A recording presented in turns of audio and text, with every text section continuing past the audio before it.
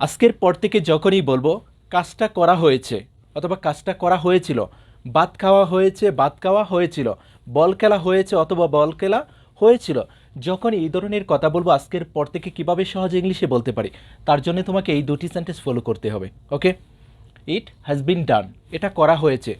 It has been made, এটা তৈরি করা হয়েছে। ইট হ্যাজ বিন ইটেন, এটা খাওয়া হয়েছে।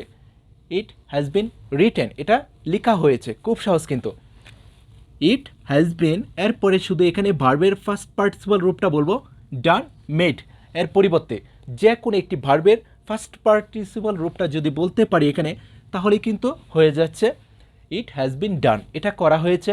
ইট হ্যাজ বিন মেড, এটা তৈরি করা হয়েছে। ওকে, যেই কাজটা করা হয়েছে তাকে ইটের পরিবর্তে বলবো। ওকে, বল খেলা হয়েছে, মাছ ধরা হয়েছে, সেই ক্ষেত্রে বল, ফিশ, রাইস এগুলি কি ইটের পরিবর্তে বলবো, তাহলে হবে। ওকে, ইট হ্যাড বিন ডান, এটা করা হয়েছিল। ইট হ্যাড বিন মেড, এটা তৈরি করা হয়েছিল। যখন বলবো কোনো একটি কাজ করা হয়েছিল, সেই ক্ষেত্রে বলবো হ্যাড বিন। কোনো একটি কাজ করা হয়েছে, has been. Okay, it has been ডান, এটা করা হয়েছে। ইট হ্যাড বিন ডান, এটা করা হয়েছিল। ইট হ্যাজ বিন মেড, এটা তৈরি করা হয়েছে। ইট হ্যাড বিন মেড, এটা তৈরি করা হয়েছিল। রাইস হ্যাজ বিন ইটেন, ভাত খাওয়া হয়েছে। রাইস হ্যাড বিন ইটেন, ভাত খাওয়া হয়েছিল। বল হ্যাজ বিন প্লেড, বল খেলা হয়েছে। বল হ্যাড বিন প্লেড, বল খেলা হয়েছিল। এভাবে যদি শিখতে পারি, আশা করি আজকের পর থেকে সবাই যখনই এই ধরনের কোনো একটি বাংলা কথা বলবো, কোনো একটি কাজ করা হচ্ছে অথবা কোনো একটি কাজ করা হচ্ছিল, সেই ক্ষেত্রে এই দুটি সেন্টেন্স ফলো করব, তাহলে হবে ইট ইজ বিং ডান, এটা করা হচ্ছে। ইট ইজ বিং ডান, এটা করা হচ্ছে। ইট ইজ বিং মেড, এটা তৈরি করা হচ্ছে। আর যখন বলবো কোনো একটি কাজ করা হচ্ছিল, সেই ক্ষেত্রে বলবো ওয়াজ। ওকে, ইজের পরিবর্তে শুধু বলবো কি ওয়াজ, তাহলে হবে ইট ওয়াজ বিং ডান, এটা করা হচ্ছিল। ইট ওয়াজ বিং মেড, এটা তৈরি করা হচ্ছিল। এখানে ইজ বিং এবং ওয়াজ বিং এর পরে শুধু ভার্বের ফার্স্ট পার্টিসিপাল রূপটা যদি বলতে পারি, তাহলে হবে ডান মেড। এর পরিবর্তে যে কোনো ভার্বের ফার্স্ট পার্টিসিপাল রূপটা শুধু বলবো।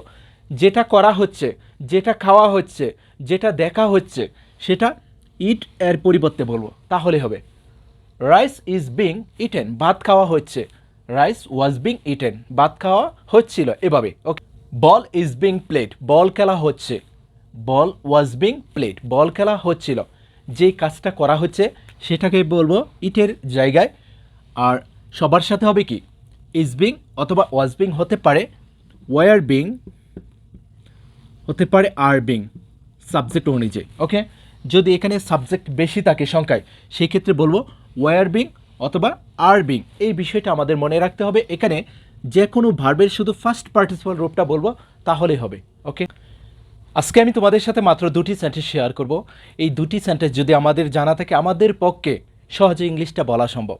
অতি সহজে কিন্তু ইংলিশটা বলতে পারবো যদি এই দুটি সেন্টেন্সের ব্যবহার শিখতে পারি। Okay, I know how to, I know how to, আমি জানি কিভাবে। আই নিউ হাউ টু, আমি জানতাম কিভাবে।